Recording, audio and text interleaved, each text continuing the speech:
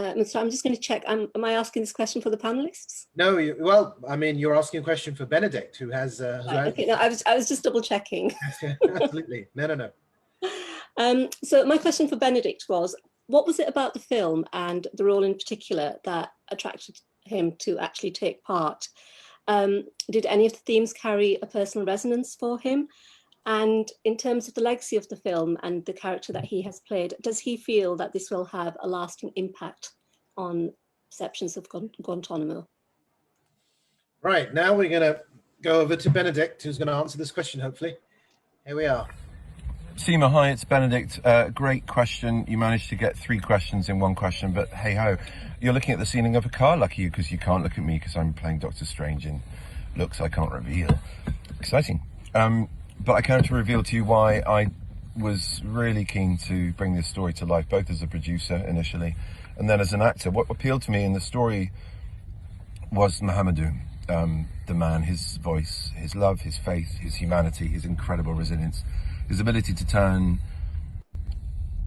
his torture, his capture, his enslavement, his degradation and dehumanization into a tale of resilience, pain, humor, loss, grief, anger, loathing, but ultimately love and forgiveness. To be able to live in those conditions and be treated that way and find empathy for your captors, to be able to find sanity when all of your personality is being stripped bare, to dehumanize you to the nth degree, to make you into a thing and a defeated and destroyed thing at that.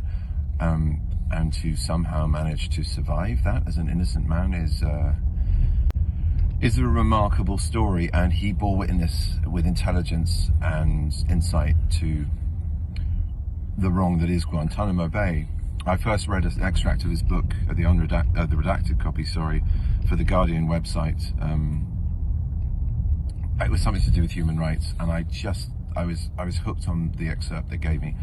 I read it all in a flurry. I read the unredacted version. I talked to my producing partners at the time, Adam Ackland in particular, and said, look, this is why we're a film company. This is the kind of film I want to bring to life. We have to pursue this.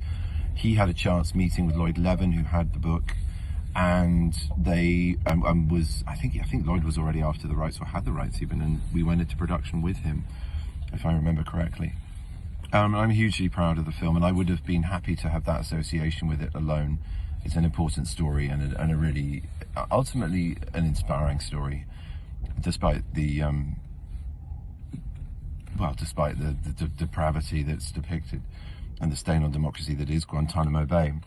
However, as a part, Stuart character has a great appeal to me because it's a conservative figure who has a moment of crisis and a huge journey towards changing his perspective. And yet it's a man who sticks with his convictions, both as a Christian, a patriot, and a lawyer, that these are unlawful, undemocratic, un-American, and un-Christian actions. And his discovery of that, the journey of his battle with his position as chief prosecutor, with an emotional as well as religious and political motivation. His friend was one of the co-pilots on one of the planes that was flown into the Twin Towers. I found that a fascinating perspective and a really important one, I think, in today's world. It's easy to convince liberals that Guantanamo's wrong. It's harder to convince a conservative, and yet his arguments are very strong as to why it should be, across the board, something condemned. As both a waste of resources, inaccurate gathering of information, but most importantly, inhumane and undemocratic, and really a badge of shame on democracy as a whole in our world.